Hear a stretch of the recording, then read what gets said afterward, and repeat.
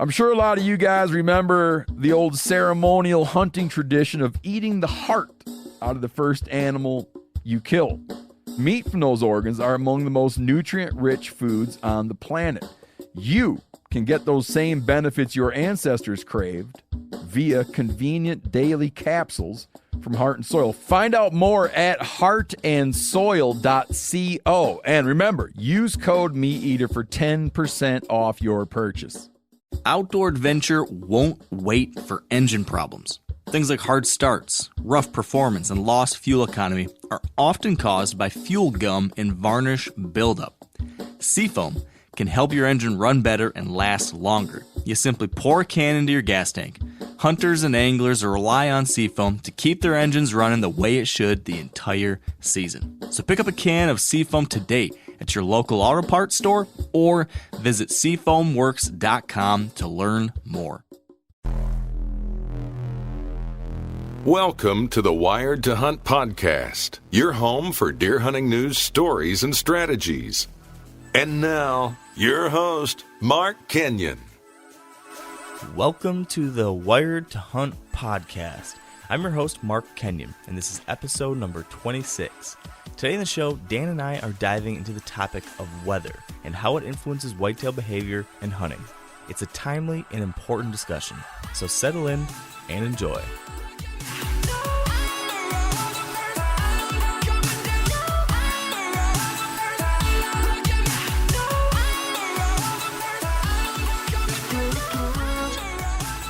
All right, welcome to the Wired to Hunt podcast.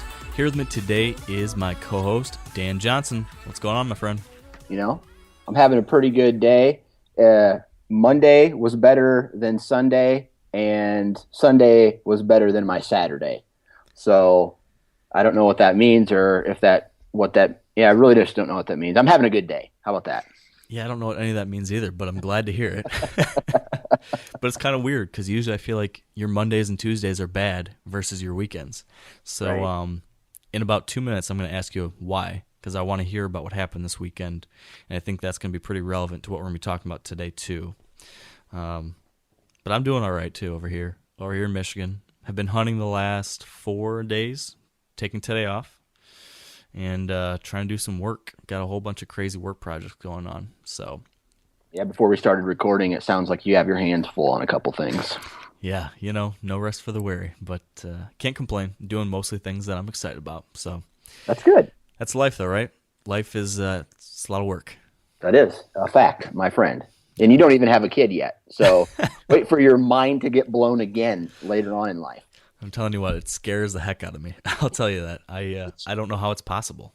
It should scare you. Oh, the things to look forward to, right? Right. Oh, geez. Well, let's dive into it. The main topic I want us to talk about today is weather and how weather affects hunting and whitetail behavior and all those different things. And so there's a whole slew of topics we can talk about within this. But I think it fits in perfectly because of what happened over the past weekend, which was your first weekend of hunting and my first weekend of hunting in Michigan. And if your beginning of the season was anything like mine, we faced a lot of adverse weather, or at least interesting weather conditions that affected, how deer moved and behaved and how we had to hunt. At least I did. So maybe before we start talking about the nuts and bolts of weather, let's first talk about our first weekend of hunting. Let's hear it for you, Dan. What happened these first couple hunts? I killed the Iowa State record. You did? And then I woke up. No, I was pretty pumped. Friday after work, I took the hour drive south. I got out of work a little bit early, convinced my manager that it was an emergency and I had to leave work. And so, which in my eyes it was. Sure.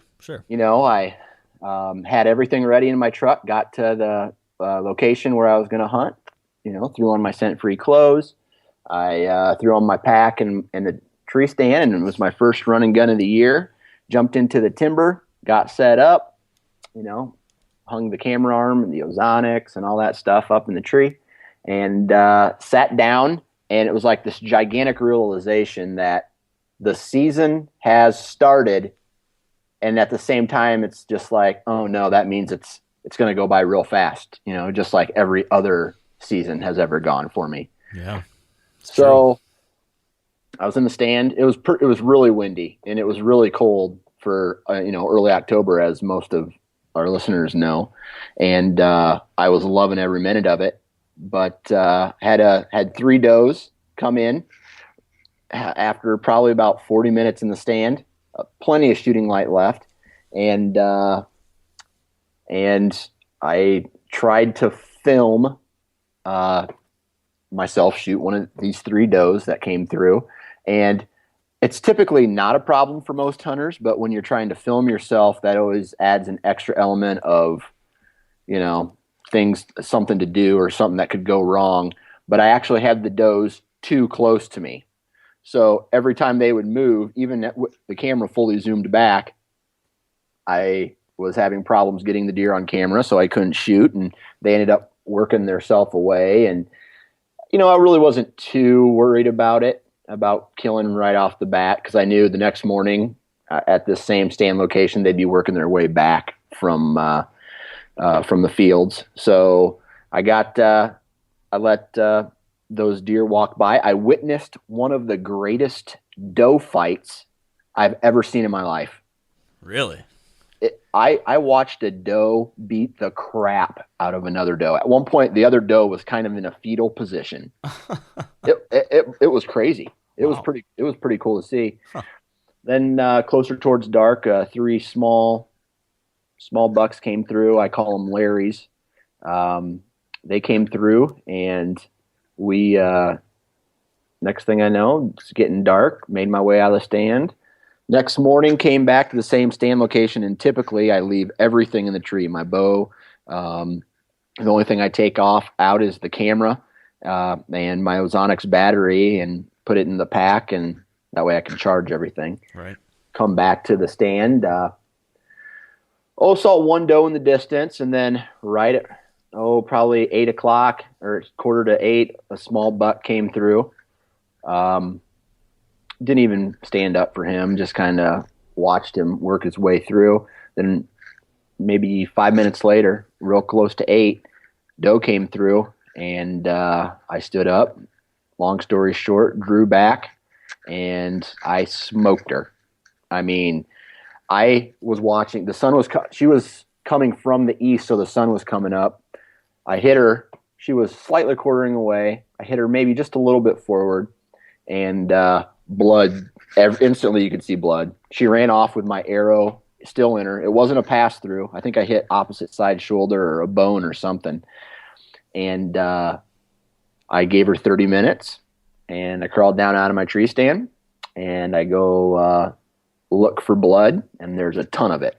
I mean, there's chunks of her lung laying in this blood, and I'm like, okay, this doe's at the bottom of this little gully here. I'm just going to have to drag her up to my truck. And that's it. That was not the case. Uh-oh. I followed blood heavy. This is the most blood I've ever had on a deer I've ever shot. Wow. And I've had some pretty gruesome, I don't want to say gruesome, but really good blood trails over the years. This one it looked like someone was dumping little buckets of it. I mean, it was piled there. After 30 minutes, it wasn't even dry yet. I mean, still pools of it. So I followed it for about 70 yards. Then I went back to my truck, dropped off all my stuff, came back, and I don't know if I jumped her or what happened, but I followed real good blood for a total of 150 yards, and then it just stopped. And then it just started dripping. And then that's when I had to slow myself down and find these little drips for another 150 yards. And then it stopped. Then it was done. And so I kind of did some kind of, trying to triangulate the position of where the deer was going from the blood trail. And I ended up gritting about 40 acres of some grass and some thick pines and stuff where she was at. No blood. I looked for probably a total of 5 hours. Oh man. I'm sorry to hear about that, Dan. Man, that is the worst. It is. It really threw me off because I had a bad experience at the very end of last year where I shot my buck but never found him. Luckily, he made it back. I know this deer's dead. The amount of blood and where I hit her, I'm pretty sure I got one lung, but the amount of blood, I am in shock from that this deer is not is not dead, at the bottom of that hill still. I don't understand. It is unbelievable what these deer can live through. I mean, there's so many examples from my own experience, I'm sure from yours, and from those that we've heard from others. I mean, the shots that these deer can take and live through is just nuts. Yeah. Yeah. I don't even know what to say or how to explain it. I mean, I drilled her in the front shoulder, quartering away. I mean, when my arrow hit her, I'm pulling back 80 pounds. I'm shooting a full metal jacket, and that's a heavy arrow. Okay. So I have a ton of kinetic energy. I hit her square in the shoulder, went through her shoulder, didn't go all the way through. So I must've hit a bone on the other side. It knocked her to the ground. She had to get back up, then run again. Wow. So I don't know what to say. I sat there and I went home after I looked for 3 hours, and I'm like, do I go hunting again? And everybody I kind of talked to was like, just go hunting again. Just go hunting again. And I'm like, okay, well, then I'll look for Sunday morning after I hunt after I get done with my Sunday morning hunt. I was going to go back and look for her, and I went to go shoot my bow, and my bow missed at 20 yards. My bow missed my target at by a foot and a half. So on my way out, or while I was checking blood trail, my peep sight, I think, got caught on something and it pulled it. And so now my peep sight is loose. And when I draw back, my peep sight was rotating in the string. So I'm like, I'm not even going to go out because I'm not accurate. I need to go to the shop and get it fixed.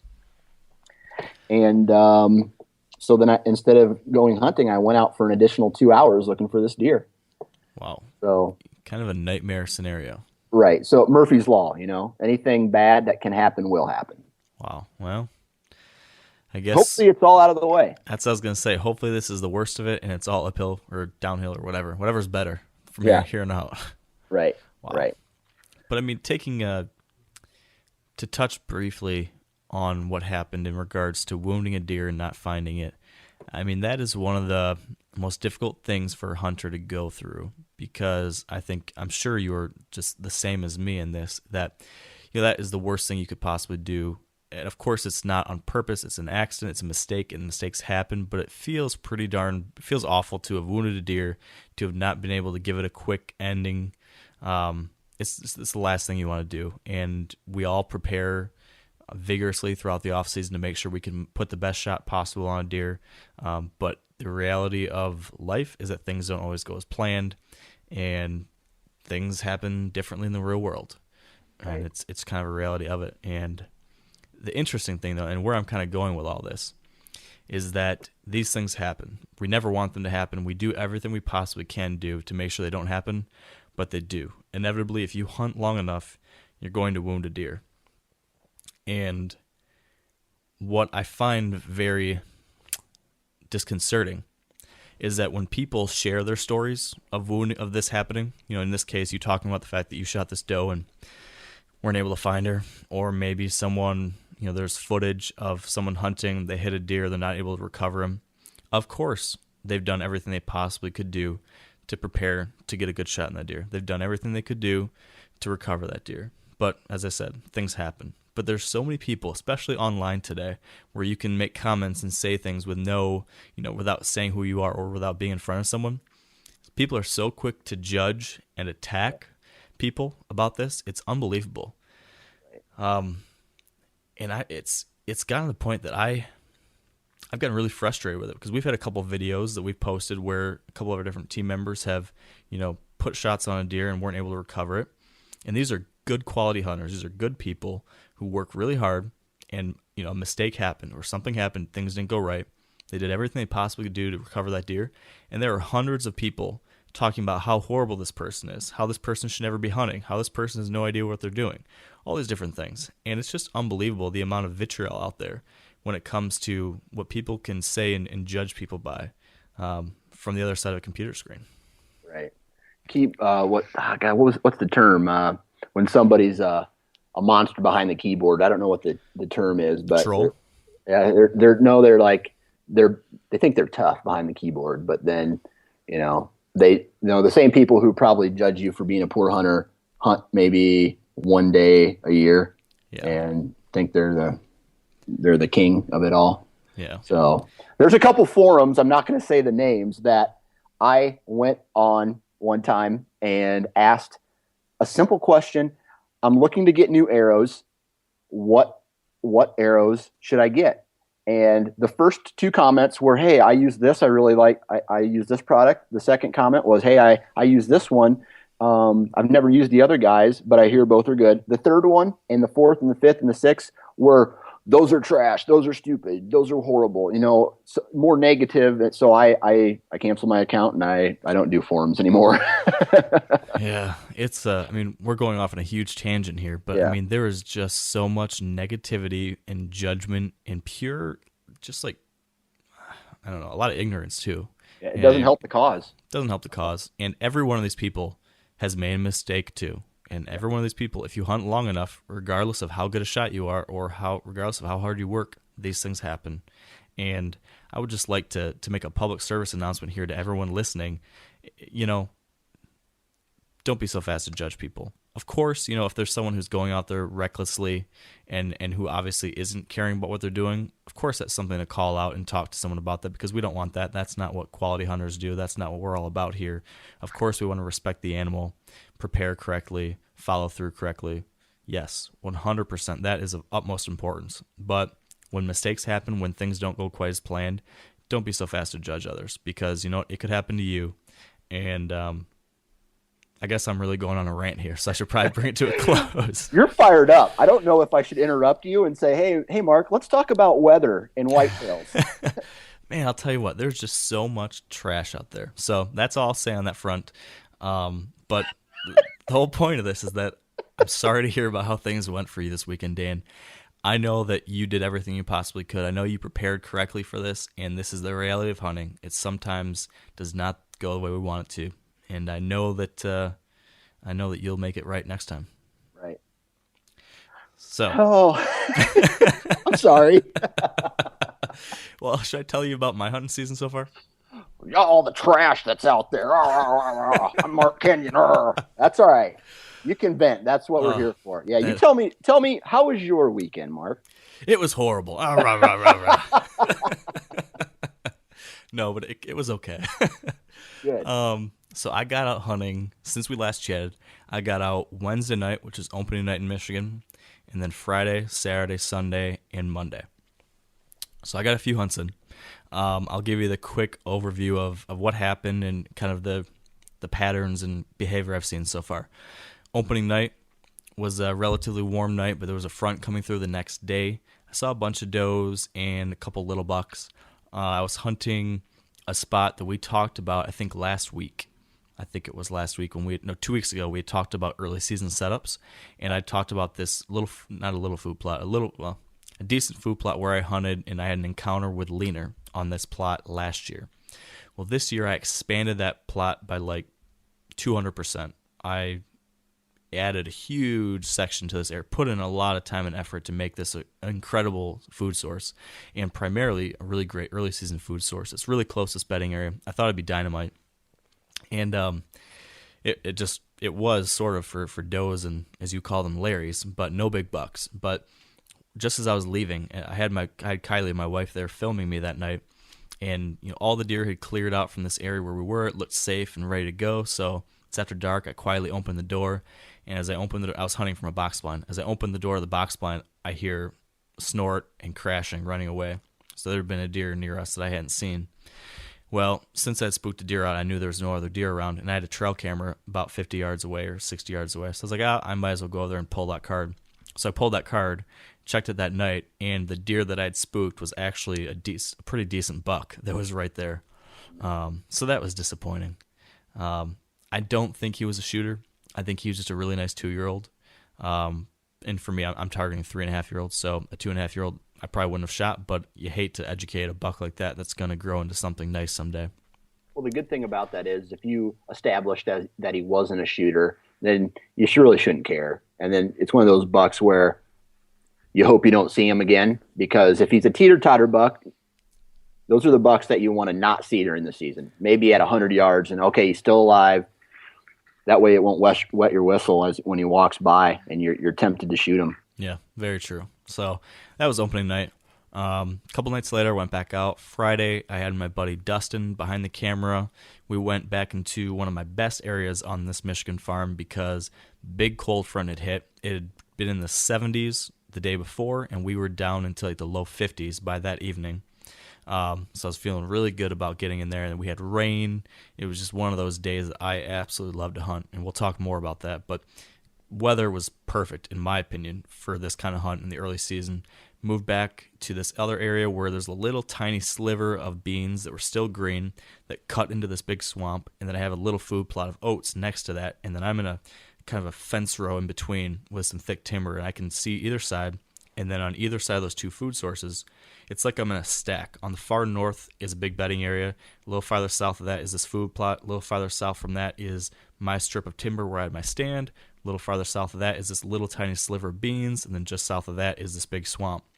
And so my wind was blowing due west. So I can have my wind blowing straight down the middle, and then all the deer coming from north and south coming into the sandwich in where I'm at in the middle. So it's a really sweet setup with a west wind. And those beans, some of them were still green. And so I had deer coming to feed at both food sources on either side of me. But I could get in there easily without getting winded, and I could get in and out without spooking. So it's a great setup. I was really excited. I thought, today and tomorrow, if ever I'm going to get an early season buck this year, this is the spot and this is when it's going to happen. Well, long story short, same thing as the night before. I saw tons of does, a couple little bucks, no shooters. Decided the next day, temperatures dropped another 10 to 15 degrees, so now we're in the low 40s by Saturday night here in Michigan. I mean, dynamite, a little bit of rain, so I decided to push it back in there one more time. I usually don't do that. I almost never hunt this farm at all in the early season, maybe 1 or 2 hunts, but I decided to go in for one more hunt. Same thing again, bunch of does, like 25 does, and 4 bucks that night, but all little ones. Now, a lot of you guys are familiar with the old hunting tradition of eating, some organ, the heart or a chunk of liver off the first animal you kill. I had that when I was a little kid, and it was a big deal. Organ meats were always prized by frontier people who knew the importance of getting a lot of different minerals and nutrients. And as often is the case, those guys were onto something, because organs are among the most nutrient-rich foods on the planet. And you can get the same benefits your ancestors craved via convenient daily capsules from Heart and Soil, made exclusively from regeneratively raised, grass-fed, and finished cattle. Heart and Soil's unique freeze-drying process means all those important nutrients are trapped in, ensuring you experience every one of the benefits of nature's superfood in a clean, convenient, taste-free capsule. Find out more at heartandsoil.co. And make sure to use code MeatEater for 10% off your purchase. That's heartandsoil.co. Use the code MeatEater. We've all seen plenty of gadgets and fads come and go, but here's one product that stood the test of time: Seafoam Motor Treatment. Lots of hunters and anglers know that Seafoam helps engines run better and last longer. And it's really simple. When you pour it into your gas tank, Seafoam cleans harmful fuel deposits that cause engine problems. I'm talking common stuff like hard starts, rough engine performance, or lost fuel economy. Seafoam is an easy way to prevent or overcome these problems. Just pour a can in your gas tank and let it do its job. Now, you probably know someone who's used a can of Seafoam to get their truck or boat going again, because people everywhere rely on it to keep their trucks, boats, and small engines running the way they should the entire season. So, help your engine run better and last longer. Pick up a can of Seafoam today at your local auto parts store or visit seafoamworks.com to learn more. So that's kind of been the story of my whole season. I hunted again the next day on a different farm, saw a bunch of does, hunted again last night, had another still cold, a big storm was pushing through, several kind of squalls pushed through, saw a bunch of does, a few small bucks. I did see one last night who was kind of a teeter-totter buck, like you said. And again, like I said, I'm hunting in Michigan here. I'm targeting a 3.5-year-old buck. I'm not. I don't have enough big bucks under my belt to say I'm going to only shoot a 150-inch buck here in Michigan or something crazy like that. There just aren't a lot of deer like that here. So a relatively mature 3.5-year-old buck here in Michigan, to a degree, regardless of antler size, is a shooter for me here. That's a respectable buck in some of these areas that I hunt. So that said, this deer had a body that really looked like he was at least 3.5 years old. He had a bigger belly. He had like the sagging, swinging patch of skin underneath his neck, which you don't see in a 2.5-year-old.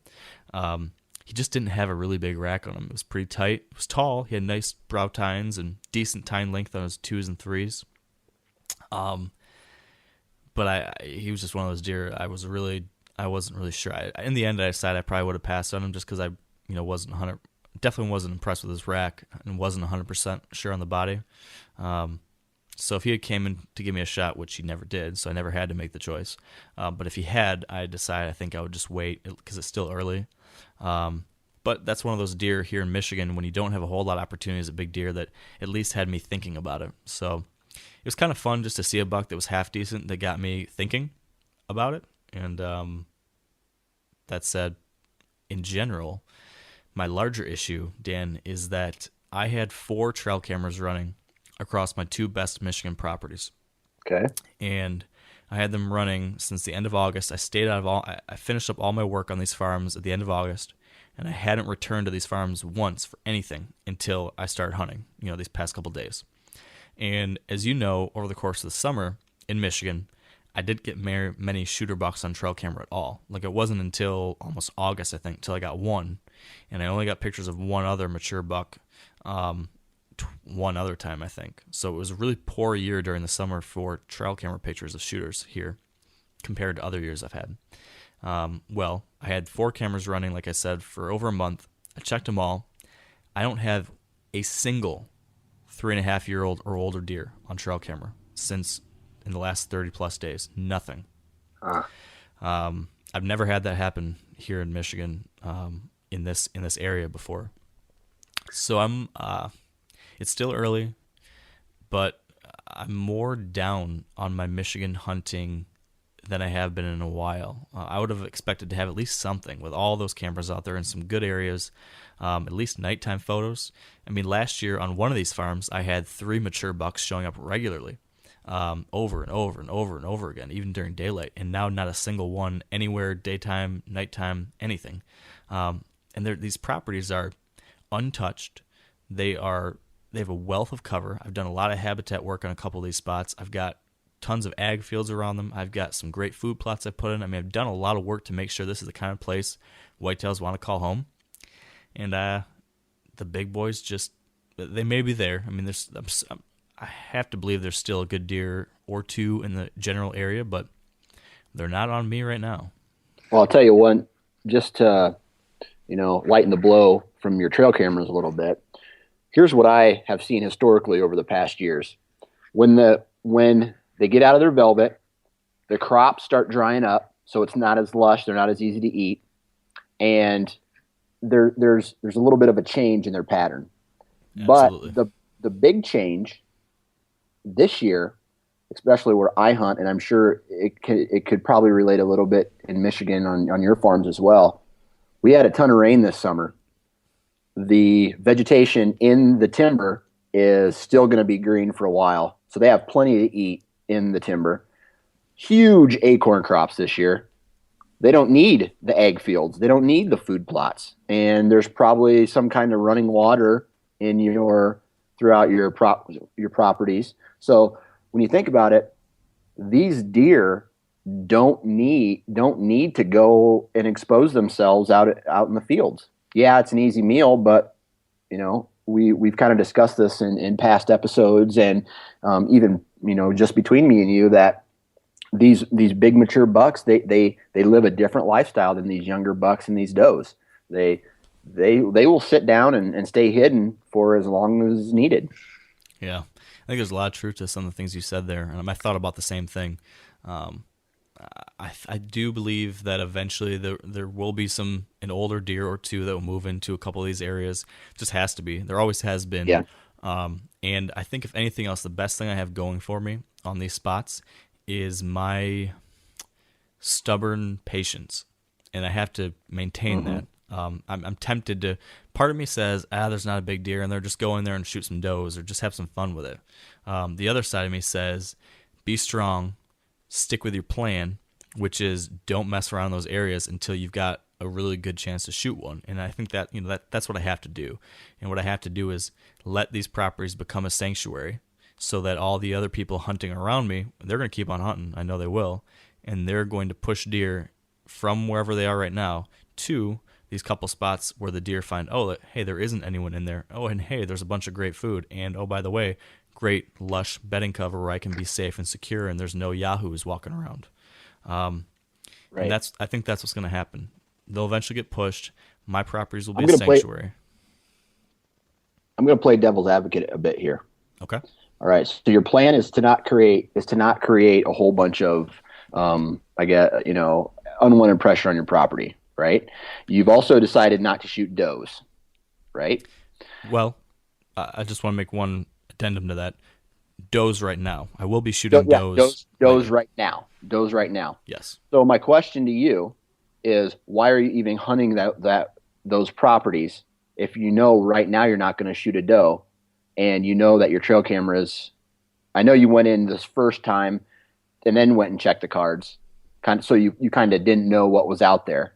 So are you going to continue to hunt these properties, or are you going to just check your trail cameras and then move in when the bucks do show up? I am not going to be hunting these properties. Okay. I'm going to have my cameras running. I might go in there in a week or two when it's rainy to check trail cameras once. Otherwise, I'm going to be staying completely off this until the end of October once I get a cold front or something. And unless, I check trail cameras here in a week or two and all of a sudden there's a big boy rolling around during daylight, that might change my plans. But Otherwise, I'm going to spend the rest of my time the next couple, 2-3 weeks on a couple other private land parcels that I have permission on that I just don't really focus on bucks there. There's just not a good chance at a mature deer there. I'm going to focus on hunting does on some of those farms, and I'm going to focus on exploring some public land and trying some new things out on some public spots. Otherwise, I'm going to stay off of these farms and try to make them a sanctuary until late October, once we'll start getting a little bit of that pre-rut activity. At least that's my plan for right now. Yeah. Sounds like a good plan. So I've got your blessing? Yeah. All right. Yes, you do. Yes, you do. So there you have it. That's what's going on here. We spent a whole lot of time here talking about our hunts, more than I expected, but I think it's good. We got some stuff out there, and hopefully, all you guys listening maybe learned a thing or two from, what you and I have gone through here recently.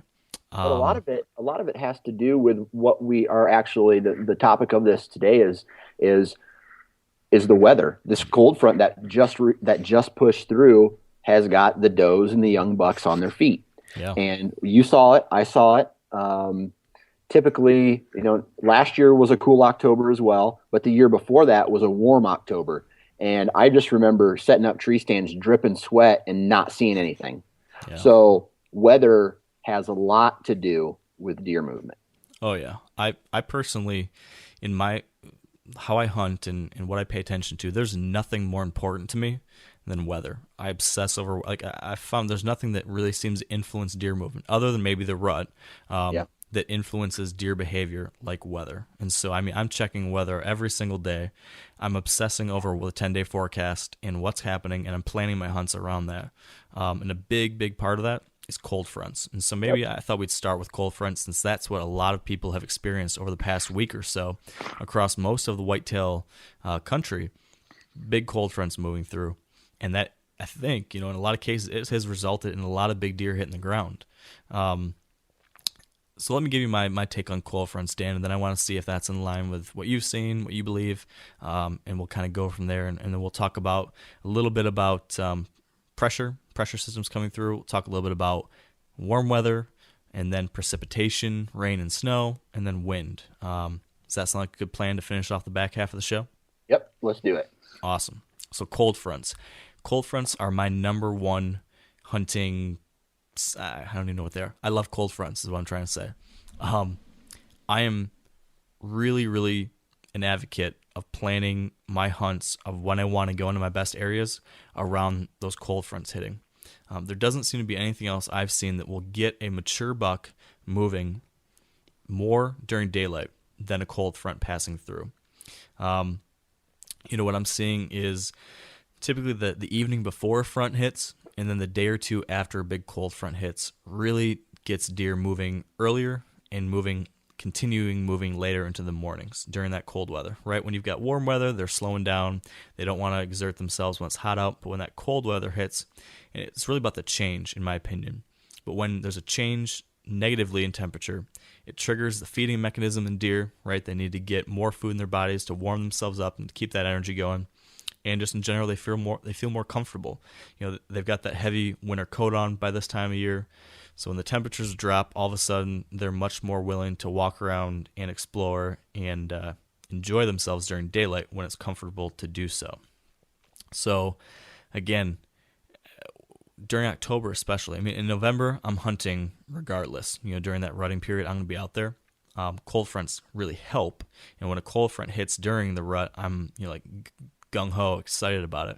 But during October, lots of times I won't be hunting. At least not hunting my better areas unless there's a cold front hitting or precipitation or something happening that's going to trigger additional movement other than just your typical morning and evening movement.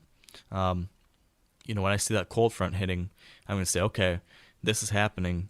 Where is my best chance at a deer moving? Because I think I've got a significantly higher percentage chance of success when that front is coming through. And I guess one other thing I want to emphasize is that it's not always just whatever the actual temperature is.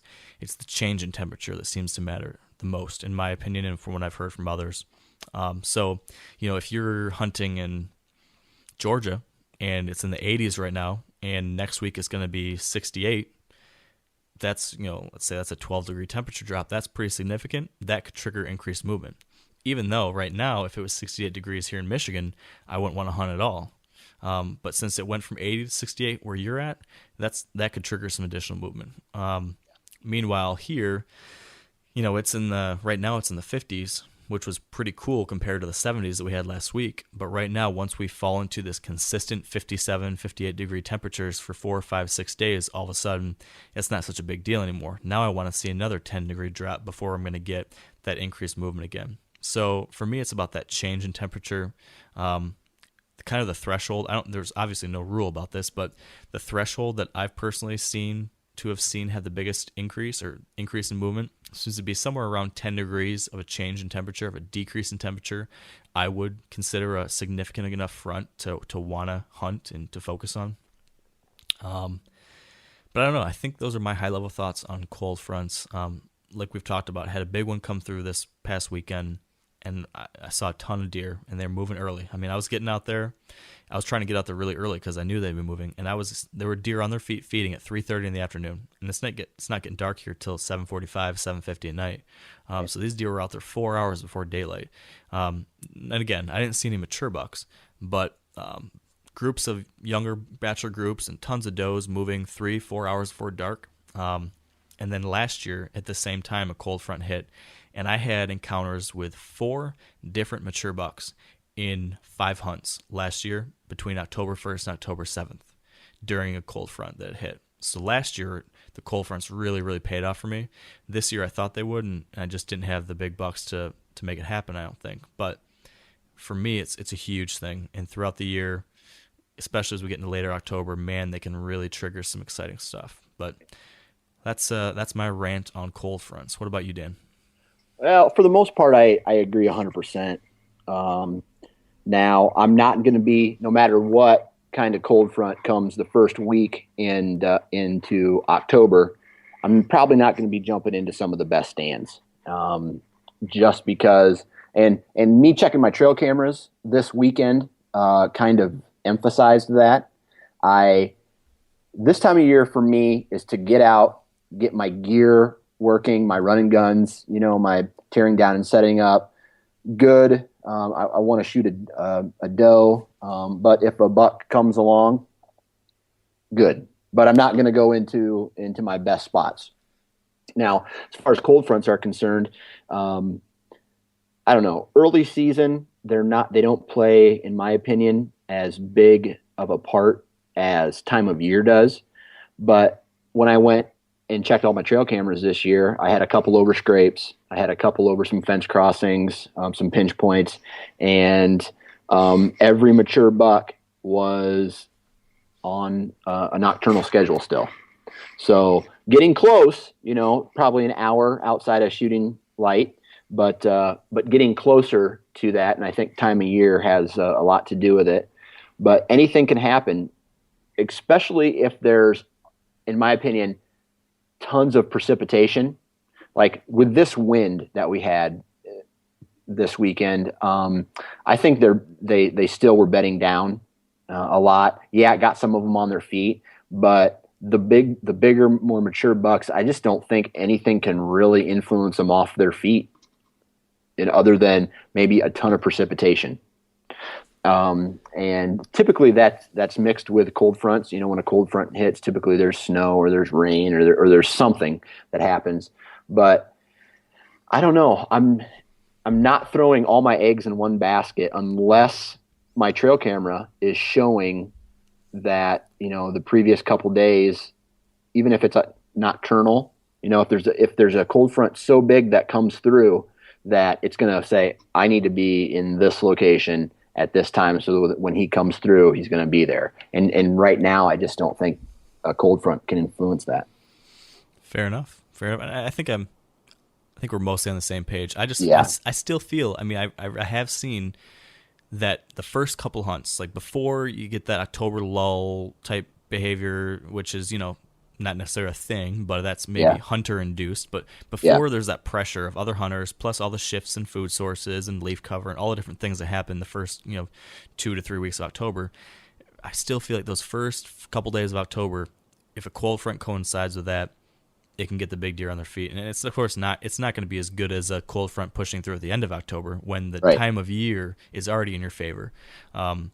But for me, it's always been a thing like you've got a couple chances. You can kind of catch a possible opportunity for an early season home run if those things coincide. But I think something you said had a big impact on this weekend, which was wind. But on the other hand, another thing you mentioned, which helped the situation, was precipitation.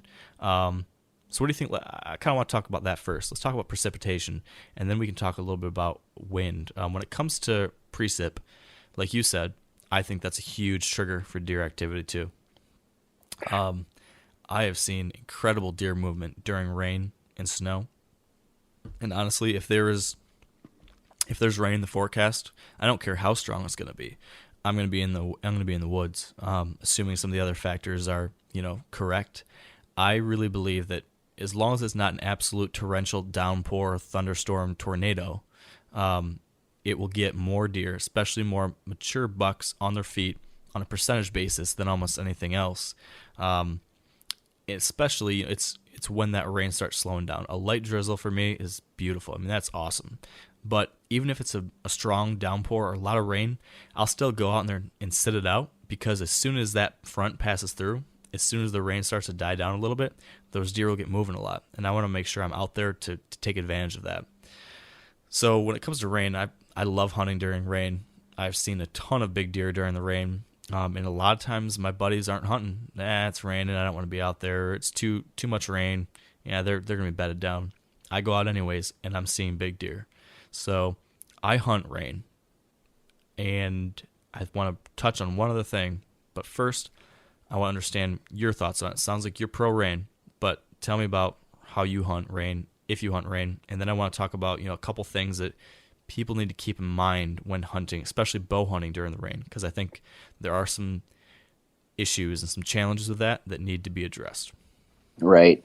As far as hunting in the rain is concerned, if I am looking at the radar and there's a big storm coming through, I'm not going to sit through that rain all day long. I'm just not going to do it. I don't think that these deer, especially this time of year, maybe closer towards the end of the year, or end of the October, into the rut, as far as rain, yeah, they're going to stand up and probably adjust their bed throughout the day, but they're not going to be out roaming around, this time of year when it's raining outside. They're going to sit there and they're going to take it, and they may adjust a couple beds, stand up, walk a couple, 20 feet, sit down and bed down again. If they're in the right spot, they're in the right spot. But what I like to do is wait until maybe 30 minutes before I look at the radar, 30 minutes before the storm passes, then I get in the tree. That way I don't have to, do any type of, get there and get soaking wet. Now, what I've seen typically is the deer start moving after the rain stops. They go out, they're freshening up any scrapes they have, going around doing, any community scrapes or any scrapes that they have in particular. But my experience is through the end, towards the end of the storm. I think some of it may have to do with pressure. I'm not going to say I'm an expert on anything, but the pressure kind of changes a little bit towards the end of a storm, and the rain stops. It's still wet out there, maybe drizzling, but towards the end is when then I'll hop back in the tree after the front is in the middle of the front passing and while it's passed. Now, a lot of you guys are familiar with the old hunting tradition of eating, some organ, the heart or a chunk of liver off the first animal you kill. I had that when I was a little kid, and it was a big deal. Organ meats were always prized by frontier people who knew the importance of getting a lot of different minerals and nutrients. And as often is the case, those guys were onto something, because organs are among the most nutrient-rich foods on the planet. And you can get the same benefits your ancestors craved via convenient daily capsules from Heart and Soil, made exclusively from regeneratively raised, grass-fed, and finished cattle. Heart and Soil's unique freeze-drying process means all those important nutrients are trapped in, ensuring you experience every one of the benefits of nature's superfood in a clean, convenient, taste-free capsule. Find out more at heartandsoil.co. And make sure to use code MeatEater for 10% off your purchase. That's heartandsoil.co. Use the code MeatEater. We've all seen plenty of gadgets and fads come and go, but here's one product that stood the test of time: Seafoam Motor Treatment. Lots of hunters and anglers know that Seafoam helps engines run better and last longer. And it's really simple. When you pour it into your gas tank, Seafoam cleans harmful fuel deposits that cause engine problems. I'm talking common stuff like hard starts, rough engine performance, or lost fuel economy. Seafoam is an easy way to prevent or overcome these problems. Just pour a can in your gas tank and let it do its job. Now, you probably know someone who's used a can of Seafoam to get their truck or boat going again, because people everywhere rely on it to keep their trucks, boats, and small engines running the way they should the entire season.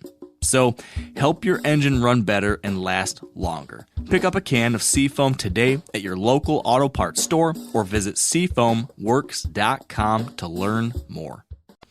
Okay, so it sounds like you just don't like getting your clothes all wet. That's correct. That's correct. That's fair. As you talked about that, it got me thinking. There might be some, maybe, I have no idea, this is purely just a random idea that popped in my head, but I have seen here in Michigan that actually during the rain, they're moving a lot. Yeah. And a big proponent of this hunting during this kind of foul weather, someone who's influenced a lot of my hunting, two guys, John and Chris Eberhardt, big-time hunters here in Michigan, right? They've written a number of really great books, written a ton of magazine articles, and they really harp on this whole thing, hunt during the rain. And they've always said that this is, in particular, so effective in super high pressure areas like Michigan, because their belief is that these bucks start to associate rain conditions with a lack of hunters. They feel more comfortable moving during those types of situations because they rarely have encounters with humans at that time. And so they said that that's one of the times that any time of day, even or any time of year, even early season, that kind of thing will get a buck on its feet earlier than usual during daylight. And I have definitely, now I haven't seen that in some of the low pressure states I've seen, but here in Michigan, I mean, I have had numerous encounters with old deer in strong rain during the early season even. I mean, I saw 6-shooter and leaner last year in the first week of October. This is a 4.5 and a 5.5-year-old deer during borderline torrential rain, moving during the day an hour or two before dark. So I think maybe this is something that depends on where you're at. Maybe in some states where there's extreme pressure, these deer have learned that this is one of those safer times to move, while in other areas where they're not as concerned, maybe I'll wait it out. I don't know, just a thought, but something to keep in mind. Right. And as far as cold fronts are concerned, we're all on Facebook and Twitter and all the social media, and we see the pictures online and whatnot of all these people killing these early season bucks, these big early season mature deer. Now, what you need to ask yourself is, what's the pressure situation like that on some of these properties? Do they have other hunters, or is this a guy who has complete control of his property? Does he live close to his property? For me, I can't check my trail cameras on a daily basis. I can't sit there and glass my properties from a distance. I have to do my work on the weekends, and I think that goes, that part of it's underestimated or underappreciated, because if you're close to your deer and a cold front moves through on a very low pressure property, that deer's probably hitting even before the cold front, that deer's probably hitting the food source before dark anyway. And when a cold front comes through, he's there with plenty of time. So I think that has a lot more to do with killing a big buck is early season, almost more than a cold front is concerned. Yeah, the cold front helps, but very low pressure helps more, I think. Yeah, I think that's the biggest trump card of all. Right. It's you got to have that low pressure, and then all these other factors can come in to give you that additional bump in the right direction. So, right. And when we talk about low pressure, I know we're talking about weather. We're not talking about weather. We're talking about other hunters, other farmers, a person who has a piece of property that no one is touching. Yes, very good. So I just don't want to get anybody confused. Yeah. Speaking though of pressure related to weather, I'm not a big guy that focuses on the barometer. I want to start paying attention to that more. I'm trying to pay attention to that more, but historically I haven't done a good job of paying attention to when the barometer's rising or falling and how that affects what I see and anything like that. But just to make a point here, we did talk about this topic with Terry Drury on episode number 21, I believe, and he gave us some great details on that and gave us perspective on how the barometer and rising and falling pressure impacts deer movement. So I'd encourage all of you, if you haven't listened to that one yet, check it out. I will say I did take a couple notes on that, and Terry Drury did say that movement, in his opinion, is best on a rising barometer on high pressure after a low front has pushed through. So low pressure system is pushed through, and now the barometer is rising again towards a high pressure system. And he said that is the best movement. So that would have been this weekend, right? I'm going to sound like an idiot, so I'm just not even going to try to explain it. I don't know. I think right when a cold front comes through, that's a low pressure system. I'm not even going to say it because I don't have my cards right on this one. Let's just say we do know what we're talking about. I think that's what it means, and if I'm wrong, I'm sure 20 people will tell me. But we also had, I think it was a waxing, or I don't know. We had the right moon because as the sun was going down, the moon was coming up.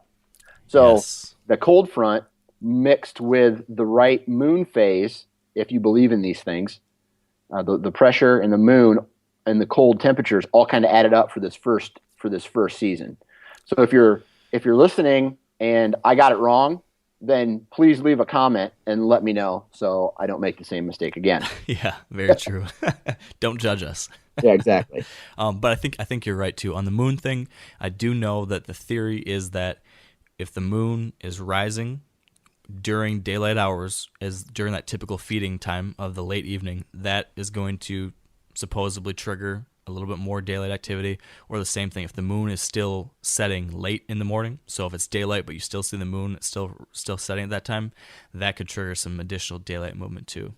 Right. I know that I've read some stuff from one of our previous guests, Dan Infalt, on that topic, and I just looked at my notes again. That's the same thing that Terry Drury said, and I noticed that this weekend too. I saw that and thought, hey, that might be a little bit behind what I'm seeing here too. So there's so many different factors that all kind of go into what triggers deer movement and increased deer movement. It's an interesting puzzle to piece together, but we are running low on time here, and so I want to really quickly mention a couple things about hunting during the rain. So we talked about the fact that we think that it definitely does increase deer movement, possibly during the rain, or at least for sure after the rain.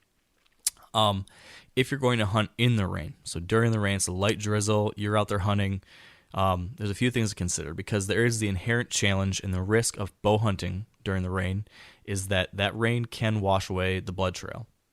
And so that is a really serious thing you need to consider and plan around, because that's obviously a major issue.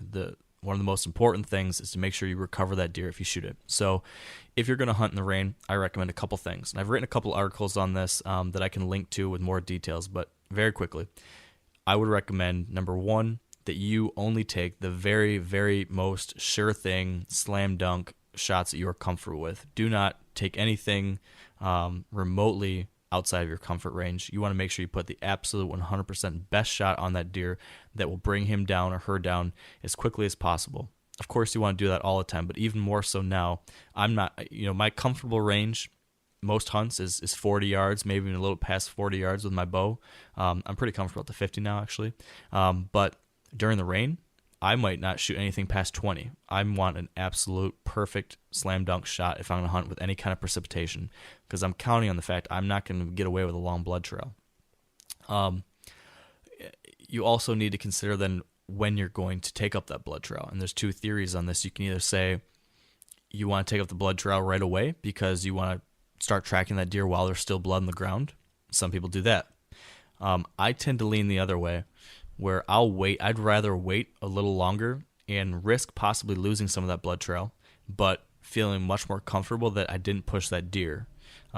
If I put a great double long shot on a deer, I'm pretty confident he's going to be down within 100 yards or so if I did everything right. And if I am able to get that shot, get the shot I want, pay attention to where I last saw that deer, track him as close as I possibly can. And if I leave him lay for a long time and don't push him, I'm pretty confident I'll be able to recover that deer, if by no other reason than the fact that I can, if all else fails, I can do a grid search of a large area around where I last saw him, and if I didn't push him, he should be there. So again, a couple things to keep in mind. I also, having a tracking dog, if you're going to hunt in the rain, if you know someone that can help you track with a dog, I've been told that dogs can actually track a deer even better when it's rained. So that's another thing to consider. And I've got, luckily, a friend of mine has a tracking dog, so I have that in my back pocket too. So you need to think about these things. You do not want to take it lightly when you're hunting in the rain. If you're going to shoot a deer, of course, you have to recover that deer. So you really need to be smart about what you're doing. Don't have any funny business. You want to make sure you're doing things the right way, and recovering that deer is of the utmost importance. So just keep that in mind if you're going to do it. But if you can do it and you can do it properly and you're careful about it, there's a great chance of encountering the kind of deer you want to shoot, in my opinion. So that's my 2 cents on bow hunting in the rain. Well, let me just take some notes here. No funny business. That's about the best wisdom I can share today. No funny business in the woods with Mark Kenyon. All right. I think make sure you clear out your peep sight too. I've had an instance where I drew back and there was a water droplet in my peep sight. Yeah, that's a good point. And then also, when it comes to rain, this is just kind of obvious, but make sure you have good rain gear, bring a tree umbrella, do all those things to make sure you can be comfortable. Excuse me. Like I said, I like to hunt through rain, so I'll sit out there through a downpour because I'm excited to see what happens once it slows down. So I've sat through some hairy stuff. Like, for example, last night, a couple big storms passed through, and for the first time ever, I actually felt unsafe up in a tree, and I actually wanted to get down, but it was so hairy that I was worried I wouldn't be able to get safely down the tree. It was the worst situation I've been in a tree where the storm pushed through, and it just came out of nowhere. I mean, I knew there were some dark clouds coming through, but it came on me fast. It went from nothing to like torrential downpour, and I don't know what the actual mileage was, but I would guess 60 plus mile per hour gusts of wind. I mean, this tree was really rolling, and I actually had a tree branch start cracking above me. I literally had my arms wrapped around the tree trunk, and I was holding on to it to a tree step, screwed in, just like, please, Lord, let this not be the end, not my last hunt. That's funny. It was it was interesting. So just make sure you're prepared for that, I guess I'd say. Speaking of heavy winds, I don't know what your thoughts are on this, Dan, but with wind, I think most people tend to agree that really heavy winds, like you had mentioned a little bit earlier, do tend to keep deer down a little bit. They don't seem as comfortable moving in really, really windy conditions. For me, the number that I've always kind of looked at is if there's like consistent wind over maybe 15 miles per hour, I'm going to expect less activity. That there's no set rule there, but that seems to be the magic number that I'm usually saying. If it's like in the high teens or 20s, I'm not too excited about what I'm going to see tonight. But if it's, below that, I'm okay with it. What are your thoughts? I think, yeah. But where I hunt, there's a lot of rolling, there's hills, there's draws, and there's parts that aren't affected by the wind near as much. Yeah, the wind will probably swirl and do some pretty freaky things. But for example, the place that I was hunting on Friday night, it was really windy. And it was loud in the timber, which number one helped me do my setup better. I mean, I could barely hear myself, let alone any mistakes that I got. But once I got up in the tree, it really wasn't too bad because I had the timber blocking a majority because there's still a ton of leaves on the trees, and it was blocking the direct wind. And as far as I was kind of on the backside of a hill. So everything kind of blew off the direct, I don't know, the leeward or layward or whatever. The wind hit that opposite side of the hill and kind of pushed it straight up. So the area that I was at didn't have a ton of wind. Yeah, there was still a lot of wind, but not, as much as what you would see, if you look down the tree line and you're seeing these, branches whipping around. I wasn't in that.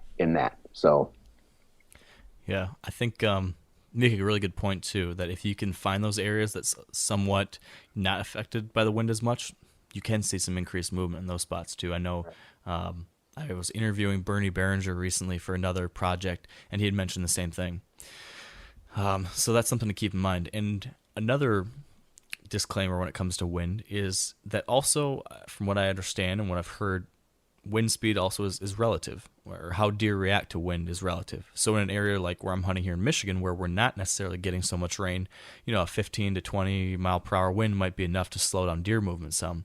But in a wide open flat area, maybe like somewhere in Kansas, where they're getting high winds consistently much more often, those deer become used to it, and they're going to move a lot more in 20, 25 mile an hour wind because that's just what their normal life is like. So I've heard that a number of times. So that's something I'm pretty confident in saying, that keep that in mind, that it's relative to your area. And when wind is higher than what's normal, significantly higher, that's when you might see that decrease in deer movement. But it's certainly not a rule. And if other factors are lined up right, there's still a chance for success. I mean, this past weekend, I was hunting sometimes where the wind was well over 15 miles an hour, and I was still seeing a lot of deer. So it's something to keep in mind. It's not the downfall of hunting, but it's something that sometimes might put a little bit of a damper on things. Right. So, I don't know, we've talked a lot about a lot of different things relating to weather. I think one other thing I suppose we haven't talked about is snow. I love snow. If there's snow coming down, especially fresh snow, it seems to really get the deer moving, especially when we're talking late season, when deer need to get down to find the food source. Super cold weather and snow can be a real dynamite key to get deer on their feet a little earlier those evenings in late December and early January. I'm assuming, have you seen the same thing, Dan? Yeah, if you can find a good quality food source or have a good food plot in late December, when that temperature just drops out, and it's one of those days where no matter how much clothing you're wearing, that you're cold in 10 minutes. And those are the good thing about it is those are typically, you could set your clock to to the deer movement. And you go in, you set in your stand 15, 20 minutes, and deer are already coming by you. But if you can find a good food plot when it's like negative, like in my area, negative 25, I think this winter it got even way colder than that. And I think it was like negative 20. And I had a big buck on trail camera coming into a food source on a pretty consistent basis right at last light. So I went in the timber. We had so much snow I could follow the trails that these deer were walking and set up right on there. Doe would come by, young buck, doe would come by. And then, the big boys were always the last ones to come to the food source. And if you could find that, then you have a really good chance of getting a big mature deer. Yeah, those are just dynamite conditions. And, again, weather, like you said, plays such a big part into success during the late season. And it's almost better than early season hunting for the pure fact that you have an isolated food source. All the rest of the food in the timber has typically been picked over. The crops are out, and the deer start grouping up, and they go to the one food source until it's gone, and then they go find the next one.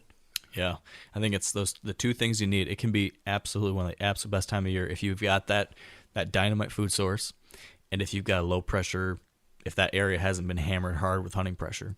Right. And that can that can be good. That's what happened last year for me when I killed 6-shooter. It had been a big, mega cold front hit, a bunch of snow, and just like the day after the front passed through. So it had been like a blizzard for 2 days. The first day after that blizzard, the winds died down a little bit. It was deathly cold, and there was 6 or 7 inches of fresh snow, and those deer were on the food hard early, and the big boy was on his feet. Yep.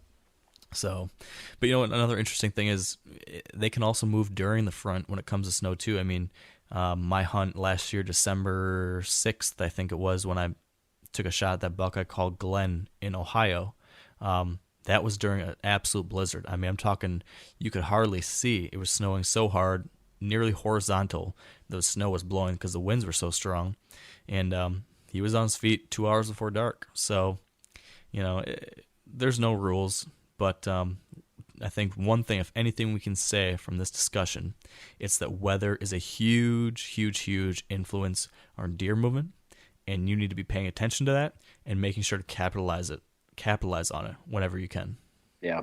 And for me, even though I'm not hunting, it's almost like I train myself like I'm studying for a test. I am on weather.com all the time, or, any place that tells the weather, the wind speed and the wind direction. And I'm looking at my aerial maps, and I'm saying, okay, this wind direction, and this temperature or whatever, I'm going to be hunting in this stand. Or if it's this wind direction and this temperature, I'm going to be hunting this stand. Or, hey, I better stay out of here because there's a chance that the wind does this, or if it's going to rotate. And there's a ton of different things, but use your tools, your weather.com and your aerial maps, and I don't know, just be as observant as possible.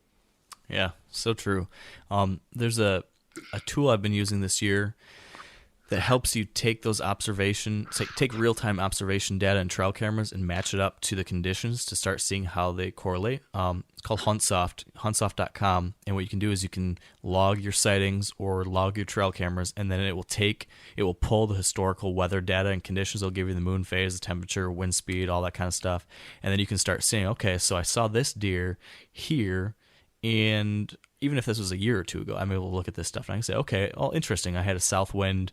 The temperature had dropped 10 degrees over the past 24 hours, and the barometer was rising. That makes sense. So some people do this with a journal. I've done a mediocre job of keeping a physical written journal, but people can do this with that too. But it's nice to be able to take your sightings, trail camera photos or whatever, and see what those conditions were then at that period of time, so that you can then apply it to, like what you said, in the future, thinking about, okay, I know that in the past deer moved past this stand with a south wind and this condition. Maybe This will happen again, or this is something to consider when I'm planning out what to do here in the future. Right. So, well, that is, I think we covered a lot there. I even got to go on a couple of rants, so I'd call this a pretty good day. Yeah. Do you feel better after it? I feel a little better. I probably could have kept going, but I'm feeling a little better. We don't want to ruffle any feathers, Mark. I'm a little bit of a feather ruffler, but I'll keep it cool. Well, what do you think, man? Is there anything else we should touch on here today? No, I think we're good to go. Just, remember, no funny business. That is it. The final parting thought today is no funny business. No funny business. And with that, we will wrap things up. But before we shut it down, I did want to share a pretty exciting announcement. For those that didn't see on the website earlier this week, we've just launched something called the Rules of the Rut 2.0. And in just a few weeks now, we're all going to be turning our attention to that most exciting time of year, the rut. And that's what this new set of products is focused on. Included in the Rules of the Rut 2.0 is a set of 2 ebooks and 3 brand new exclusive podcasts with nearly 3 hours of original content. Now, some of you may have seen the original Rules of the Rut ebook that we launched last year. That featured 19 chapters of really great rut hunting insight provided by some incredible whitetail minds like Chris Eberhardt, Don Higgins, and some of our previous guests on the podcast like Jeff Sturgis and Craig Doherty and many more.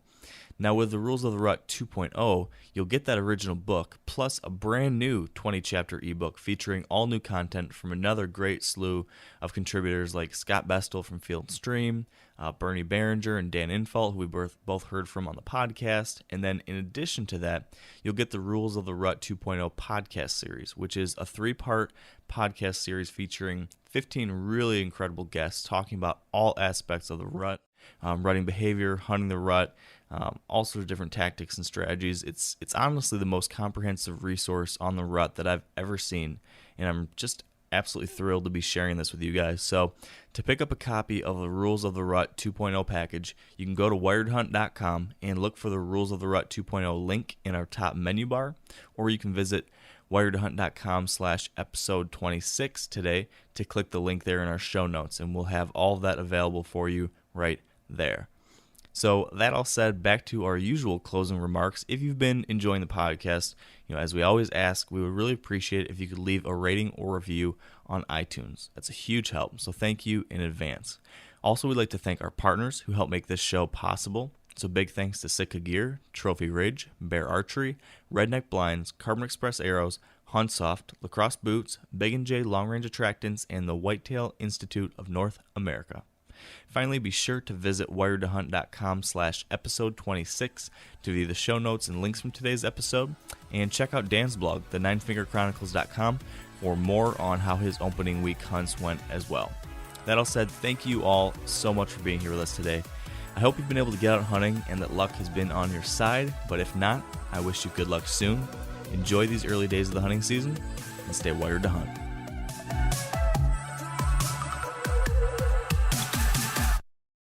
I'm sure a lot of you guys remember the old ceremonial hunting tradition of eating the heart out of the first animal you kill. Meat from those organs are among the most nutrient-rich foods on the planet.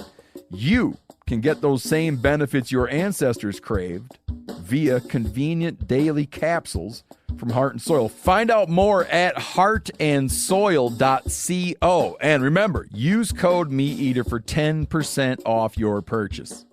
Outdoor adventure won't wait for engine problems. Things like hard starts, rough performance, and lost fuel economy are often caused by fuel gum and varnish buildup. Seafoam can help your engine run better and last longer. You simply pour a can into your gas tank. Hunters and anglers rely on Seafoam to keep their engines running the way it should the entire season. So pick up a can of Seafoam today at your local auto parts store or visit seafoamworks.com to learn more.